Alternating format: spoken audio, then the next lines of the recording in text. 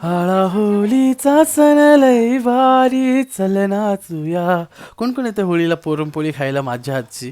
By the way ही पुरणपोळी बनवताना माझे थोडेसे कष्ट जास्त आले, कारण का पहिल्यांदा पुरणपोळी बनवतो मी आणि माझ्या मदतीला माझी आई स्वतः होती आज.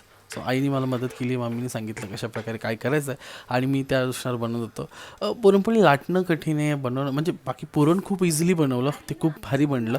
पण लाटणं माझ्यासाठी खूप टास्क होता आणि ती पहिल्यांदा करत होतो. गिरीश पण होता, गिरीशने एक लाटलं, मी लाटलं, नंतर बाकीच्या मम्मीने लाटलं.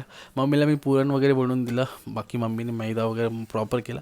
मीही ट्राय केला, मीही अटेम्प्ट केला. मी मैदा खूप मस्त आटलेलं. मम्मी म्हणाली मस्त स्मूथ झालं आहे, नरम झालं, असंच पाहिजे असं, जेणे पुरणपोळी एकदम स्मूथ बनते. पण ते कसं आहे, जो भारताचा नक्षा निघतो ना, तो थोडा. पण मी जी पहिली आम्ही पुरणपोळी बनवली ती मी बनवली आणि त्याच्यानंतर मम्मीने बाय केल्या. पण मी व्हिडिओसाठी आणि तुम्हालासाठी दाखवण्यासाठी मी स्वतः एक पुरणपोळी लाटली आहे, कारण का शेवटी जसं तसं असेल ते माझं असं असेल.